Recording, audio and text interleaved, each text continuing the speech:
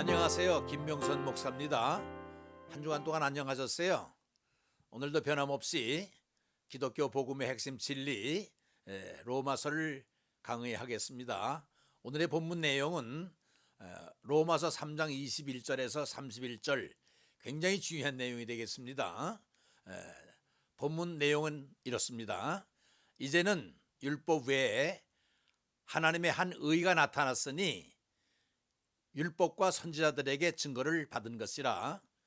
곧 예수 그리스도를 믿음으로 말미암아 모든 믿는 자에게 미치는 하나님의 의인이 차별이 없느니라. 21절이 이렇게 시작되거든요. 여러분 전래 동요 가운데에 옹달샘이라는 거 아시죠? 깊은 산속 옹달샘 누가 와서 먹나요?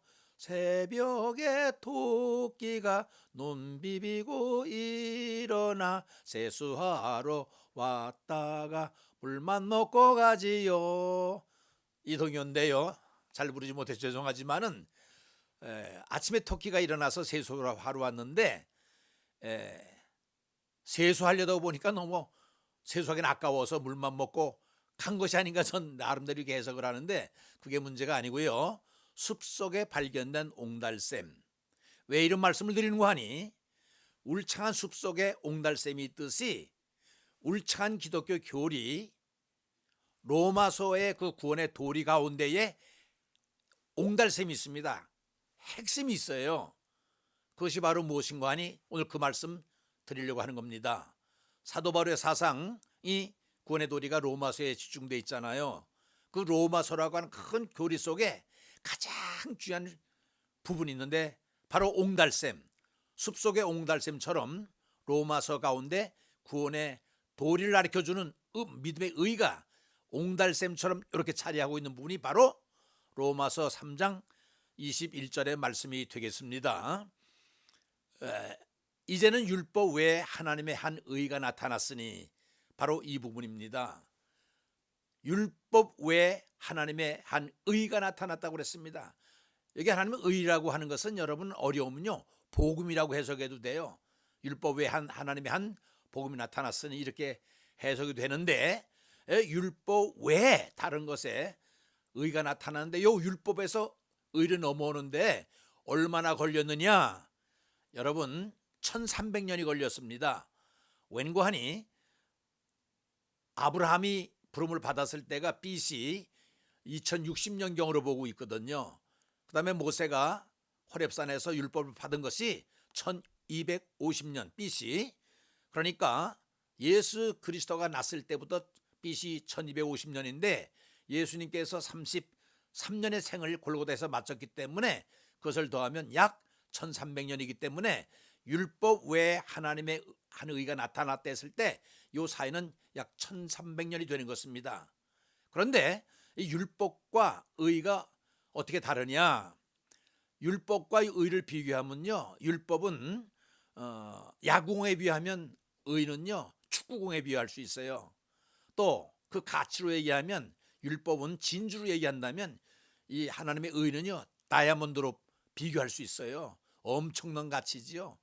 그런데 이 다이아몬드가 여러분 결혼할 때 보통 몇 부 하더라고요. 2.5부, 5부짜리 결혼 반지를 주고받는데 제가 생각할 때는 이 다이아몬드가 1300카레트짜리라고 나는 생각을 해요. 왜냐?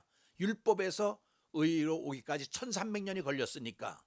물론 예수 그리스도를 통해서 구약과 신약으로 이렇게 나누지만요, 하나님 이 구원의 진리를 얘기할 때는 로마서 3장 21절에서 여기서 넘어오기 때문에 이 부분이 굉장히 중요합니다.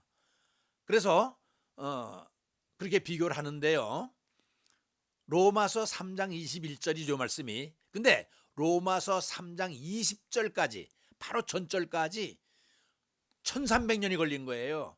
그러니까 로마서 3장 20절에서 21절 요게 넘은 한 절 차이지만 요게 1300년에 점프를 하게 되는데, 여러분 그 동계올림픽 때 여러분 그 쇼트트랙 타는 계주 있지요. 바톤 타치가 이루어지는 거.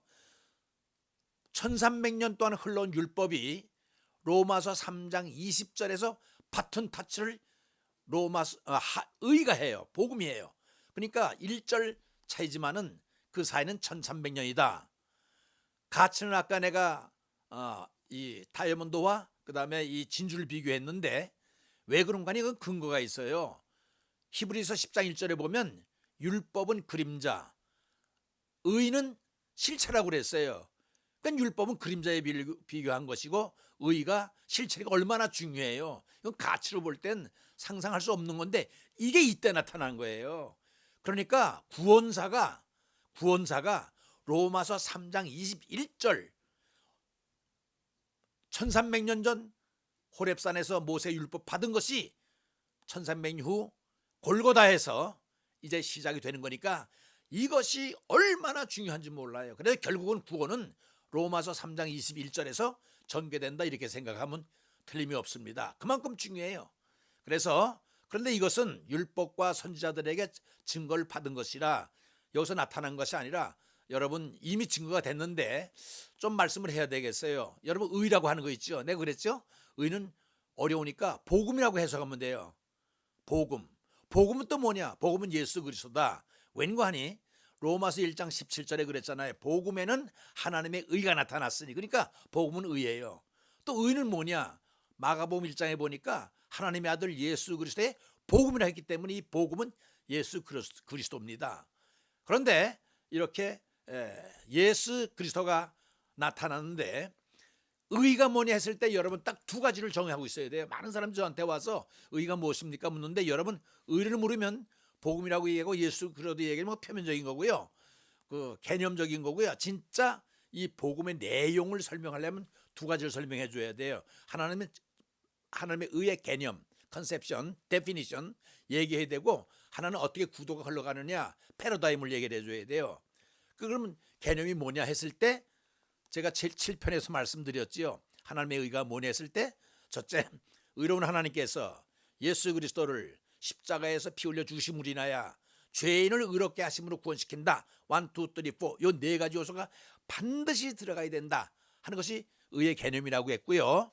그 구도는 패러다임은 어떻게 됐어요? 하나님의 의가 와서 사람들의 믿음을 만나가지고 칭의를 이루므로 인해서 그것이 은혜가 되고 그것이 성화가 되고 영화가 된다. 이렇게 말씀드렸죠.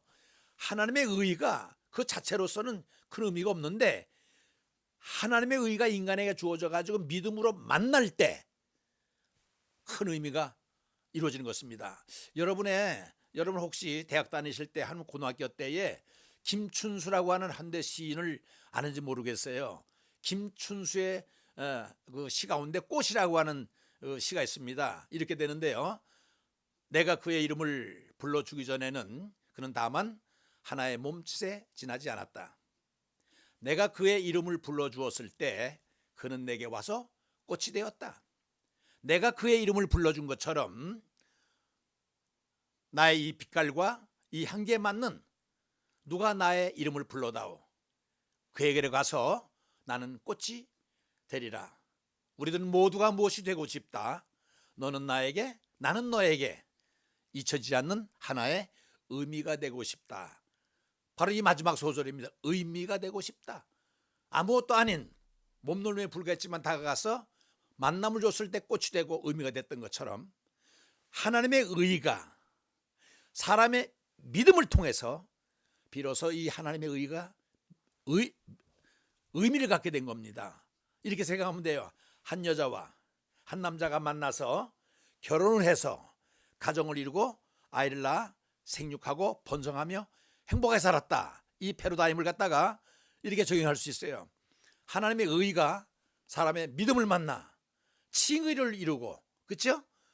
그것이 은혜가 되어서 영화와 성화와 영화를 낳아 번성하게 됐다. 이런 패러다임을 생각하면 될 것 같아요. 그러니까 하나님의 의는 1, 2, 3, 4 이걸 기억하시고 패러다임은 하나님의 의가 이게 믿음을 만날 때 비로소 의미를 갖게 되고 그것에 칭의를 낳고 그것이 성화와 영화가 된다. 이렇게 설명해 주면 이 하나님의 의는 완벽해지는 것입니다. 그래서 이 부분을 여러분이 이해하시면은 앞으로 설명을 들을 때에 쉽게 이해가 될 것입니다. 자, 그러면 설명 들어가겠습니다. 의미가 뭐냐? 모든 사람은 죄 아래에 있어 하나님께 나갈 수 없다. 지난 시간에 이것으로 마쳤지요. 사람은 모두 죄 아래에 있다. 왜냐하면 의인은 하나도 없다라고 했고 모든 사람이 죄를 범하였다고 선해놓은 까닭에 하나님의 심판이 모든 사람에게 떨어졌기 때문이다. 지난 시간에 이 얘기를 다 여러분에게 했습니다.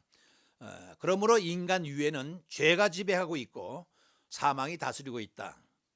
이것은 심판의 표상인 것이다. 사망의 종로를 하는 인간에게 내려질 것이라고는 하나님의 심판뿐이다. 지난 시간에 다 설명을 했던 것입니다. 자, 이것이 곧 율법의 결국인 것이다. 그렇죠? 이 율법이 하는 일이 있어요. 그렇죠?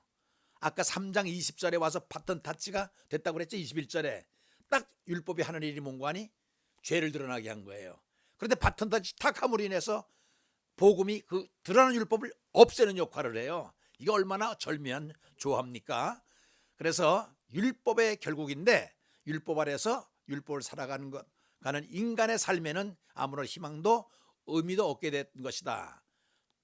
죄악 속에 살아가는 인간에게는 단 한 가지, 그것은 죽음뿐이다. 그렇죠? 죄는 결국은 죽음을 낳으니까요. 죄의 삭은 사망 아닙니까? 율법으로도 안 된다. 왜냐? 율법은요 죄를 드러나게 할 뿐이지 처리를 하질 못해요. 불가능해요. 그런데 율법 외에 새로운 길이 열린 거예요.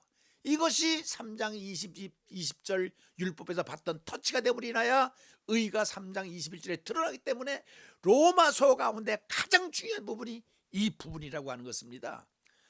이제는 율법 외에 한 의가 나타났으니 율법과 선지자들에게 증거를 받은 것이라. 21절. 그래서 이걸 한번 영어로 한번 써드리면 여러분에게 이해가 쉽게 될 것 같아서 한번 영어로 표현을 해봤습니다. But now is a righteousness from God. 요 from God. 이게 보통 NIV 킹 제임스 버전에서는요 of God이라고 그래서 하나님의 의라고 그랬는데 그건 약해요.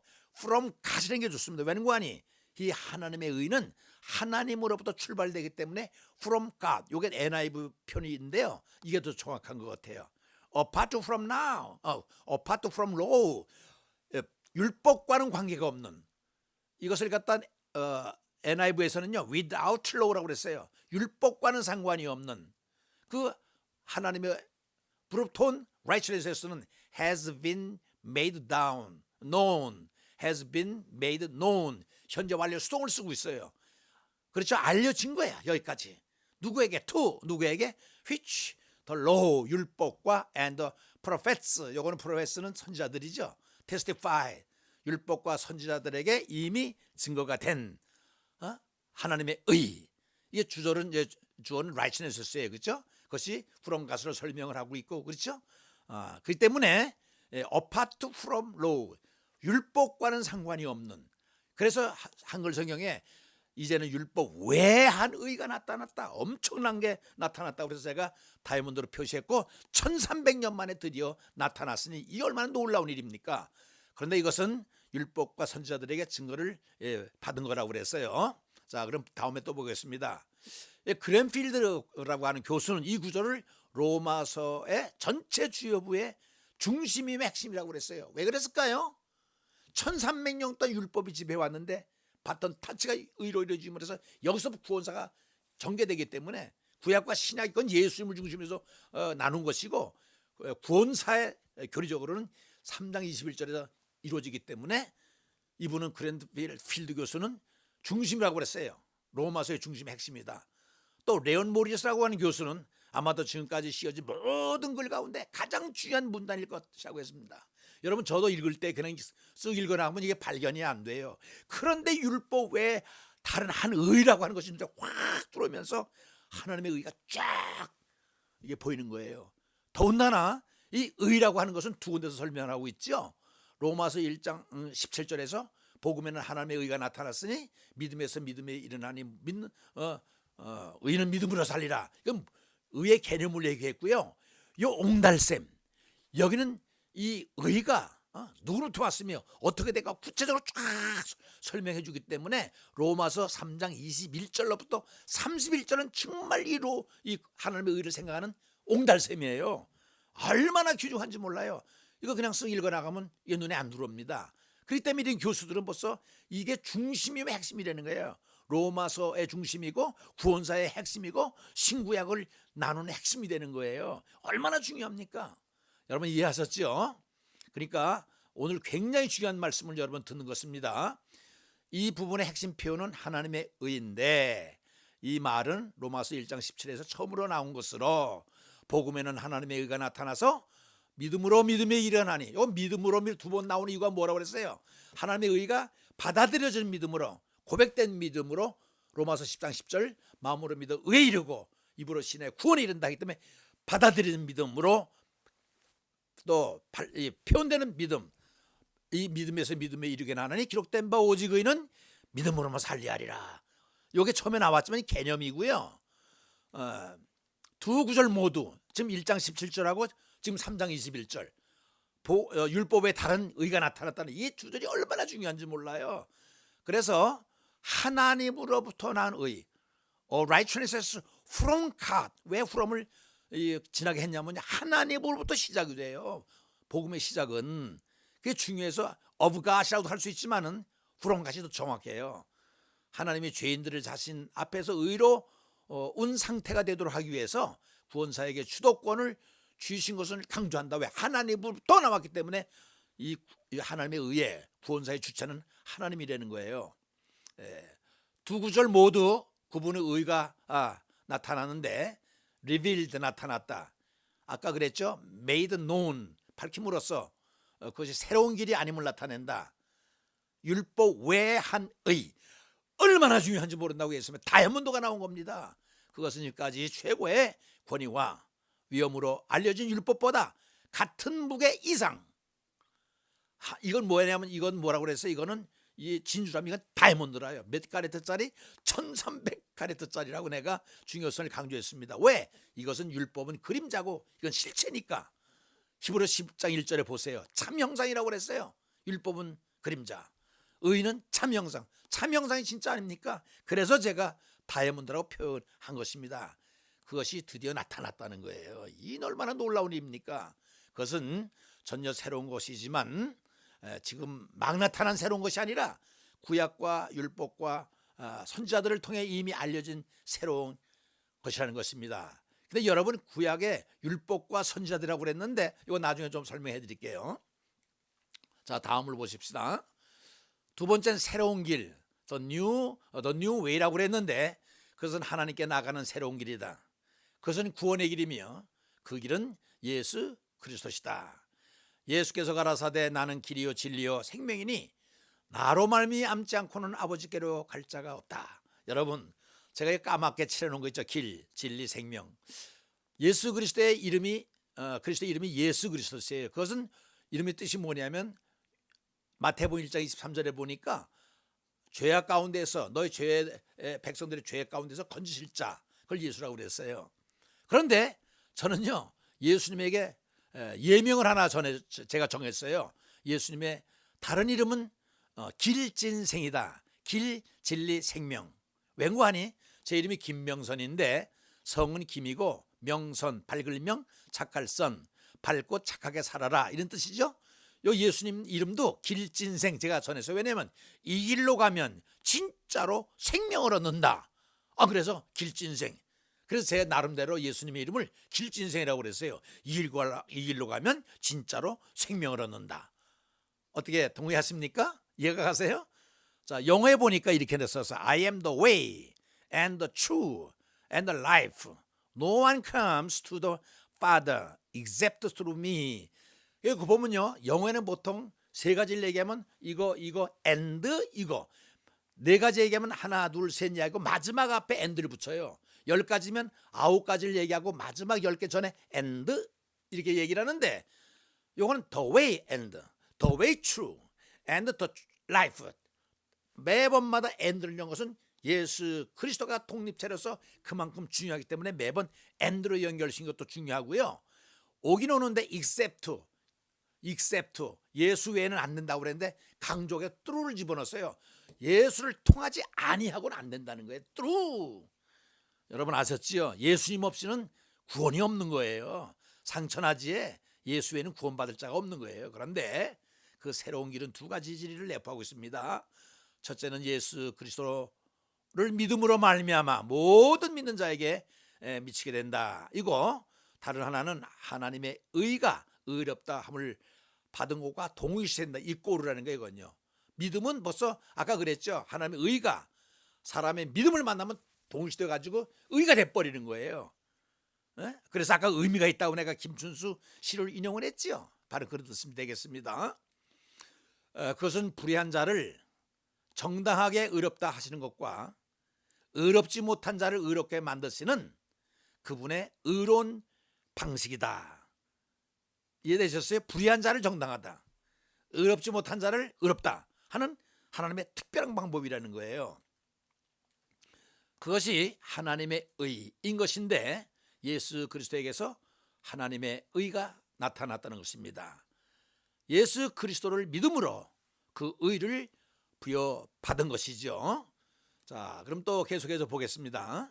이것은 전적인 하나님의 구원 행위, God Saving Act라고 그랬는데, 이는 그리스도를 통한 하나님과의 깊은 인격적 결합, 그러니까 유니언, 하나 되는 거죠. 동사는 united, 하나 되는 겁니다. 모든 사람이 죄를 범하였음에 하나님의 영광에 이르지 못하더니 그래서 예수 안에 있는 속죄, 리뎀션이라고 그랬는데, 속죄, 대신 죽어주는 거예요. 속해주는, 죄를 없애주는 거예요. 말미암아 하나님의 은혜로 값없이 의롭다 하심을 얻은 자 되었느니라. 21절에 23절에 말씀이 그것을 설명하고 있습니다. 자, 다음에 말씀 보겠습니다. 다섯 번째, 결국 그 의는 그리스도로 말미암아, 영어에는 through라고 그랬어요. 이 통해서, 예수 외에는 안 되는 거예요. 브릿지하고 똑같아요. 다리를 넘어가려면 다리를 건너가듯이 뭘 통로, 이 through, 예수를 통하지 않고는 절대로 갈 수 없는, 그래서 말미암아를 영어 through라고 표시했고요. 불의한 자가 의롭게 되는 하나님의 의다. 이 사실은 구약 성서가 증거하고 있고 바울이 강조한 것이다. 그건 이해하시면 되는데 10장 10절 마지막에 사람이 마음으로 믿어 의에 이르고 입으로 고백하여 구원이 이른다. 요 10장 10절은 굉장히 중요한 말씀이 되겠습니다. 그다음 보겠습니다. 내가 내 백성 아닌 자를 내 백성이라, 사랑하지 않은 자를 사랑한 자라 부르리라. 너는 내 백성이 아니라 한 그곳에서 그들이 살아계신 하나님의 아들이라 일컬음을 받으리라 함과 같으니라. 백성이 아닌 자를 백성으로 불러, 아들이 아닌 자를 아들로 불러. 로마서 9장 25절 26절에 보면 하나님의 절대 주권으로 이렇게 하나님 위치를 바꿔놓는 절대 주권이 나오는데 바로 그런 의미를 담고 있습니다. 그것은 율법과 선지자, 여러분 율법과 선지자라고 그랬는데 내가 가로 열고 구약이라고 그랬죠. 구약이라고 하는 것은요, 신약이 완성됐을 때에, 오늘 우리가 사는 우리가 구약이라고 얘기하지만 예수님 당시에는 구약이라는 말이 없어서, 왜냐, 신약이 완성이 돼야, 신약과 구약을 대비하기 위해서 신약이 완성돼야 신약 구약 얘기하는데, 예수님 당시에는 신약이 안 써져 있잖아요. 그러니까 구약이 없는 거예요. 그러니까 구약이라는 말을 못 쓰기 때문에 구약 대신에 율법과 선지자, 율법과 선지자 이렇게 표현하는 거예요. 결국 구약이라는 말은 신약이 완성됐을 때 이렇게 대비해서 쓰여졌다 하는 것을 기억하면 도움이 될 것 같습니다. 그래서 구약은 율법과 선지자 이렇게 표현했어요, 성경에. 율법은 토라라고 그러죠. 토라로 모세오경 얘기하고, 선지서 있죠, 나빔이라고 그러고, 시가서는 캐스빔이라고 그래요. 거기 욥 시편, 잠언 그 시편도 많이 있잖아요. 시가서도. 그걸 다 합해서 이제 우리가 율법과 선지자 이렇게 얘기합니다. 오늘날 우리는 구약으로 얘기하죠. 그리스도가 의가 되는 의미, 화목제물이 되셔서, 화목이 뭐예요? 이쪽과 저쪽을 화해시키는 거 아니겠어요, 그죠? 그의 십자가의 보혈로서 피값을 지불함으로써 신인간, 하나님과 인간 사이에 화목제물, 연결시키는, 화해시키는 제물이 됐다는 거예요. 그래서 영어에는 a sacrifice of atonement라고 그래요. atonement, 대속, 중간에 죄값을 지불하고서 연결시켜주는.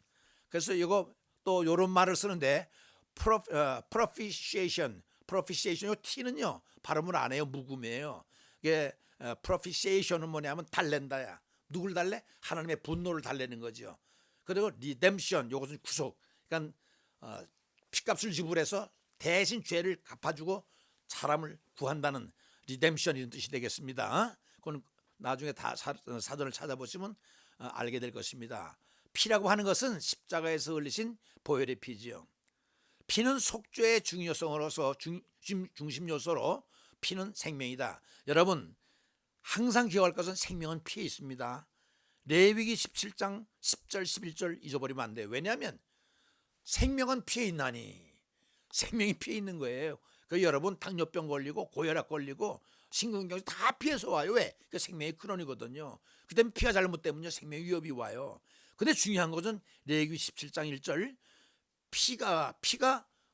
피는 생명은 피에 있나니 피 흘림이 없이는 사함이 없다고 그랬어요. 그런데 이걸 더 아주 리얼하게 구체적으로 확실하게 짚어주는 데가 히브리서 9장 22절이에요. 뭐라고 나왔어요? 율법을 따라 모든 물건이 피로서 정케 되나니 피 흘림이 없이는 사함이 없다. 야, 명확하게 떨어져 나왔어요. 피 흘림이 없이는 사함이 없대요. 그래서 예수님이 죽어야 될 이유가 바로 여기 있는 것입니다. 보혈, 보배 같은 피 아닙니까? 생명의 받침이 되는 거예요. 기빙이 되는 거예요. 누가? 예수 그리스도가 해서. 누굴 위해서? 우리를 위해서. 인간의 죄를 사하시려고 그들로 의롭다 하심을 받게 하십니다. 이 예수를 하나님이 그의 피로써 믿음으로 말미암는 화목제물로 세우셨다. 이는 하나님께서 길이 참으시는 중에 전에 지은 죄를 간과 다 무시해버리고, 그죠? 잊어버리시고 자기의 의로우심을 나타내셨다. 참 하나님께서 오래 참으시고 또 우리 죄를 잊어버려주는 여기에 어버이의 심정이 나타나잖아요. 하나님의 심정, 사랑의 하나님을 느끼게 되는 대목입니다. 그러므로 하나님의 의는 불의한 자를 의롭다 함으로 여겨진 하나님의 의다. 불의한 자를 의롭다 여기는 하나님의 의지 우리의 의가 아니에요. 그러므로 예수의 역할은 속죄 역할이며, 속죄 알죠? 대신 죄를 사해주는 죽음으로써 화목제물 연결시키는 역할을 하셨다. 그래 예수님은 화목제물의 역할을 하십니다. 다음 말씀 보겠습니다. 화목제물이 뭐라고 그래요? A sacrifice of atonement. atonement 이건 속죄, 그죠? 화목제물이란 힐라스테리온, 이건 히라보예요. 의 동의어로 힐라스코마, 불쌍히 여기다, 불쌍히 여기다 이런 뜻이거든요. 근데 유하다, 달래다, 아까 그랬죠? propitiate, 이건 동사고요. 명사 달래면 뭐라고 그랬어요? propitiation, 요 T 발음을 안 해요. 그래서 이건 달랜다. 누구를 달래요? 분노하시는 하나님, 죄 때문에 분노하시는 하나님, 불의 때문에 분노하시는 하나님을 달랜다, 이런 뜻이 있습니다. 그리고요, 그 다음 말씀 보면 동시에 이 뜻은 인간의 죄를 대속이라는 의미를 갖는다. 그러므로 expiation이라고 했죠. 죄갚음, 보상의 뜻으로 이해하는 것이 좋다. 로마서 4장 25절에 보면 예수는 우리가 범죄한 것 때문에 내어줌이 되고 라고 표현되고 있는데요. 자, 이는 인간이 받을 형벌을 대신 지시고 대신 죽음을 당하셨다는 뜻입니다. 이것이 바로 대속, 대신 죽음이요, 속죄, 죄값을 청산해 준다는 얘기죠. 그러므로 해서 인간의 불의와 죄는 근본적으로 말미암아 해결되었다. 페이드, 지불되었다는 뜻입니다. 그죠? 예수 그리스도가 다 지불해 줬다는 거예요. 에베소에서 2장 14절에서 보면 이 화목을 화평으로 설명해 주고 있어요. 그는 우리의 화평이신지라 둘로 하나를 만드사 원수된 것 곧 중간에 막힌 담. 중간에 막힌 담이 뭐예요? 죄지 뭐예요? 자기 육체로 하시고 법조문으로 된 계명의 율법을 폐하셨으니 이는 둘로 자기 안에서 한 새 사람을 지어 화평케 하시고 또 십자가로 이 둘을 한 몸으로 하나님과 화목하게 하려 함이라. 결국 이 죄악의 담을 무너뜨리기 위해서 예수 그리스도께서 피 흘려 죽으심으로 인해서 화목시켰다는 얘기입니다. 이제 이해가 되셨죠? 그 다음 말씀 보겠습니다. 예수 그리스도의 대속 사업은 하나님의 의를 성취했을 뿐만 아니라 하나님의 의를 드러낸 것이다, 내보였다는 얘기예요. 인간에게 내려질 하나님의 의의 형벌을 자기 자신이 대신 받음으로 죄악을 용납치 않으시는 하나님의 의를 분명히 세우셨다고 하는 것입니다. 화목제물은 또 시은소, 이 시은소 어려운 말 같은데 영어로는 the mercy seat라고 그래요. seat은 않는 자리 아닙니까? 역할로도 설명이 된다. 이게 무슨 말인 거 아니? 여러분 성소에 들어가면요 두 파트로 나눠져 있죠. 성소가 있고 지성소가 있어요. 성소를 holy place라고 그러고 지성소는 most holy place라고 그래요. 그 성소에는 여러분 잘 아는 것처럼 제사장이 매일 들어가요. 왜? 거기는 왼쪽에는 촛대가 있고 가운데는 부양단이고 오른쪽에는 떡상이 있거든요. 이 떡을 매 아침마다 갈아야 되기 때문에 이 제사장이 이 지성소에 들어가는데요. 성소에 들어가는데 지성소는요 매일 못 들어가요. 1년에 한 번 들어가요. 그게 언젠가니 7월 10일이에요. 유대인들에게는 대속죄일이라고 그래서 대제사장이 1년 한 차례 이 지성소로 들어가는 거예요. 성소를 통해서 지성소로 들어가서 뭘 하는 거예요? 핏부림을 해요. 그런데 거기에 지성소에 뭐가 있어요? 법궤가 있지요. 법궤가 있는데 우리는 덜렁 법궤 하나로만 생각하는데 그것이 아니라 법궤가 있고 그 뚜껑이 있어요. 이 시은소가 뭐냐면 법궤 뚜껑입니다. 법궤 뚜껑. 법궤 뚜껑이 무슨 역할을 하느냐? 그렇게 되면 백성들의 죄가 이제 대제사장이 그 법궤 뚜껑에다가 피를 뿌려요. 그러므로 피 흘림은 지성소의 시은소, 그 피 뿌리는 법궤 뚜껑, 이거 시은소를 갖다 시은좌라고도 얘기를 하는데 그 피 뿌리는 것이 뭐냐면 죄를 덮는다는 뜻이 있어요. 속죄일 날 7월 10일 날 대제사장이 들어가서 여기다 피를 뿌리는 것입니다. 법궤 뚜껑에다가. 그걸 시은소라고 그래요. 앞서 언급한 헬라어 힐라스테리온은 히브리어 뭐라고 그랬죠? 힐크트코마라고 그랬죠. 온 것으로 유하다, 가리운다, 달래다 이런 의미 있다고 그랬죠. 이것은 또 속죄소의 뜻을 가지고 있다는 거예요. 왜냐하면 속죄소에다가 거기 피를 뿌리면 죄가 사해지니까 그런 의미가 있다는 거예요. 그러므로 예수의 희생은 속죄소가 되신다 이렇게 말할 수가 있는 것입니다. 속죄소는 피를 붓는 곳이며 여러분 전자라고 그랬죠. 여러분 그것도 아셔야 돼요. 이 붓는 걸 전자라고 그래요. 태우는 걸 번자라고 그래요. 위아래로 흔든 걸 뭐냐면 그 요제가 있고 거제가 있어요. 위아래로 흔들면 거제가 되고요.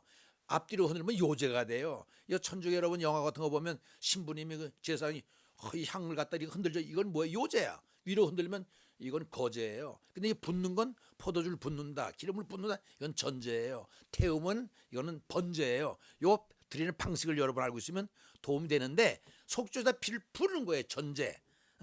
거기서 이제 우리가 죄가 사해지는 거죠. 장차 오실 예수 그리스도의 그림자다. 왜? 속죄소에다 피를 붓는 것은 앞으로 올 예수 그리스도가 십자가에 죽으심을 예표하는 것이죠. 그림자라는 거예요. 율법이 실체의 복음의 그림자듯이 이것도 시은소도 바로 오실 예수 그리스도의 그림자라는 거예요. 그리스도 안에서 성도들이 하나님께 나아가는 것을 예표한다. 이 얘기가 그 얘기예요. 그런데 더 구체적인 것은 속죄소가 아니라 그 피를 전제 붓는다고 그랬죠. 그게 아니라 sacrifice, 피를 붓는데 이 피 이거 어디서 받겠어요? 한마디로 예수는 속죄소가 아니라 속죄 제물 그 자체가 된다는 거예요. 죽음으로 피를 뿌리니까 죽는 그 자체가 예수 그리스도를 의미한다는 거예요. 예수 그리스도는 하나님의 진노를 막는 달렘, 아까 그랬죠? 프로피시에이션가 된다는 뜻이 되겠습니다. 왜? 예수님 때문에, 예수님의 진노가 수그러들기 때문에. 결국 화목 제물은 하나님의 사랑인 현현은 뭐냐면 밝히 드러난 걸 현현이라고 그래요. 드러나는 거. 죄를 제거하고 인간과 하나님과의 교제를 회복하셨다는 것입니다. 화목의 우선적인 교리는 하나님 편에서의 만족. 그러니까 예수 그리스도께서 피 흘리심으로써 그 분노, 그렇죠? 그 다음에 그것을 심판을 맡게 되니까 하나님께서는 satisfaction, 만족하게 된 거죠.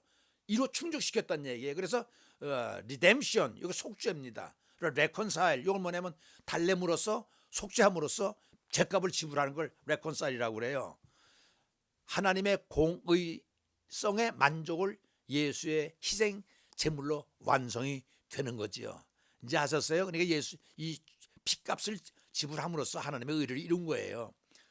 곧 이때에 자기의 의로우심을 나타내서 자기도 의로우시며 또한 예수를 믿는 자를 의롭다 하려 하십니다. 예수가 핏값을 지불하니까 하나님의 의가 왔지요. 이 믿음을 통해서 의가 같아지는 거예요. 하나님도 한 분, 예수님도 한 분, 믿음도 하나, 세례도 하나, 하나가 되는 거예요. 그러니까 의로운 하나님께서 오심으로 믿음을 통해서 의롭게 됨으로써 아까 김순수에서 의미가 있다고 그랬죠. 그것이 바로 어디로 가요? 칭의가 나므로, 칭의가 뭐 너는 죄 없다 인정함으로 거기서 죄를 완전히 거기서 처리가 되는 거예요. 칭의에서.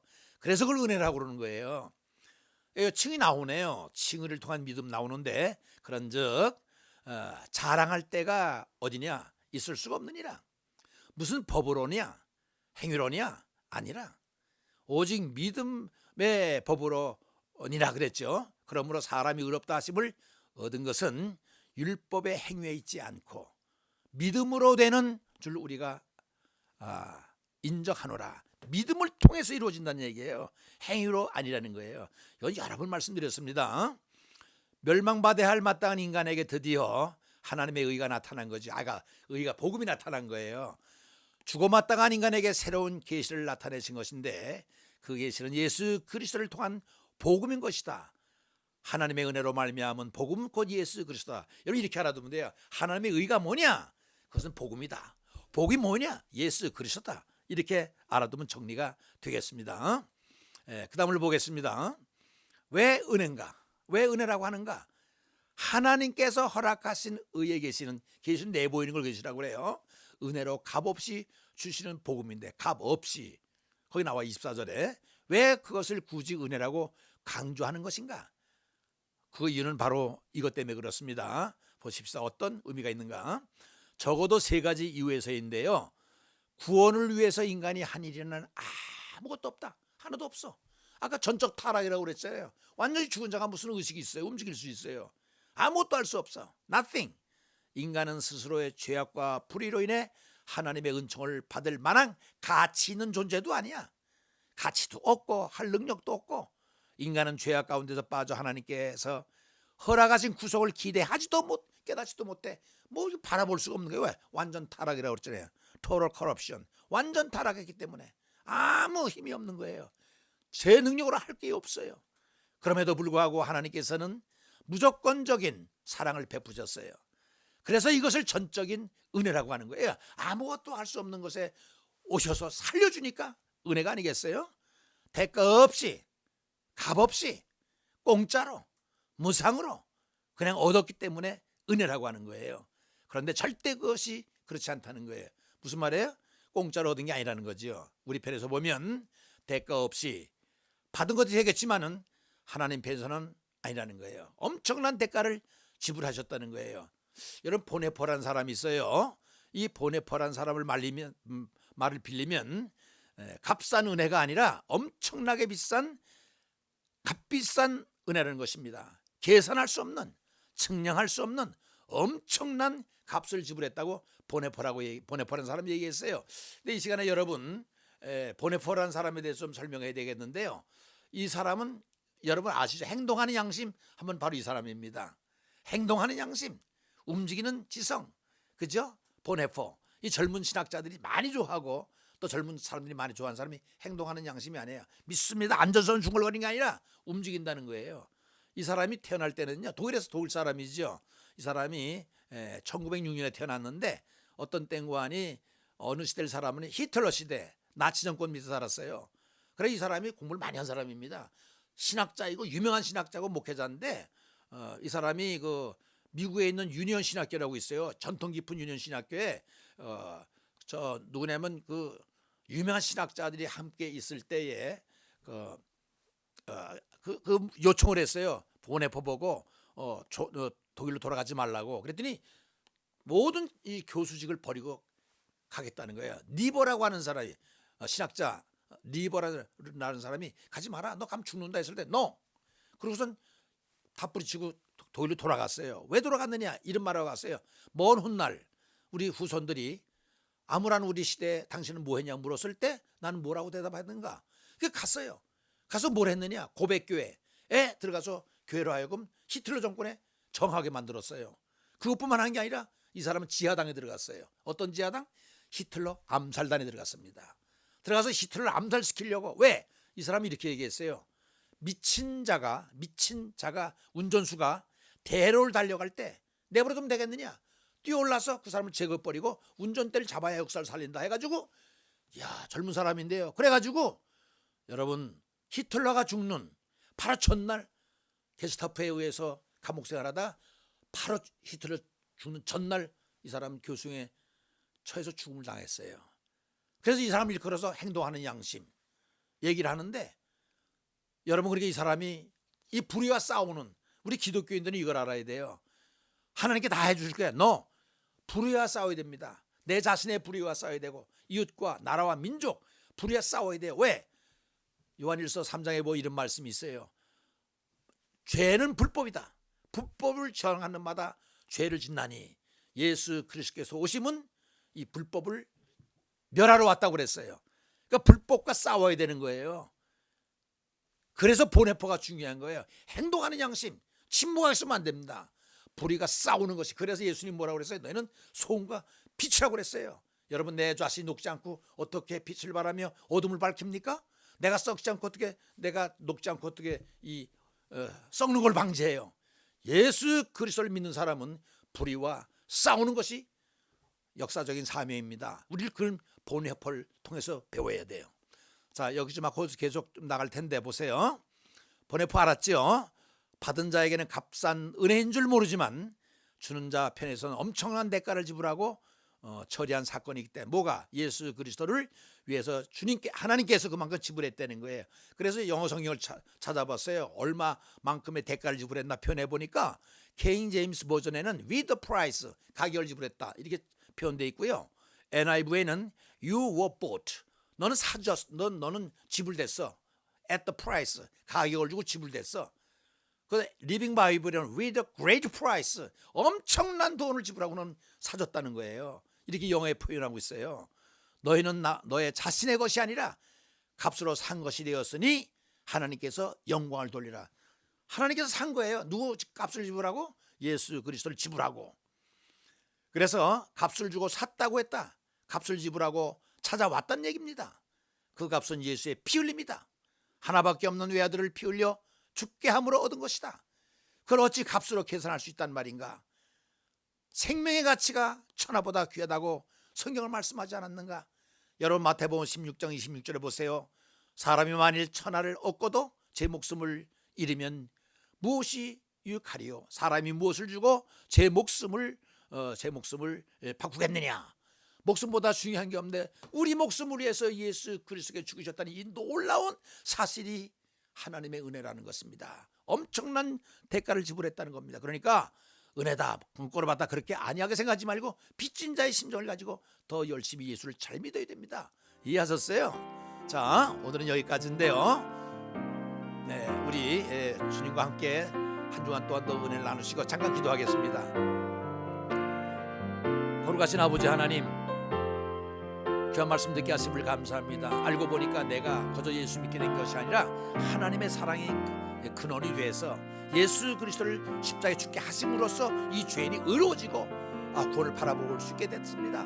이 얼마나 놀라운 감격입니까? 이 감격을 가지고 살되 불의와 투쟁하며 의를 위해서, 하나님을 위해서, 예수 그리스도의 피값을 위해서 우리가 불의와 싸워 승리하는 삶을 살게 하시고, 특별히 아버지 하나님의 우리가 하나님께서 귀하게 인정받았다 우리 사실을 가지고 우리가 열심히 살아갈 수 있게 해 주시옵기를 간절히 원합니다.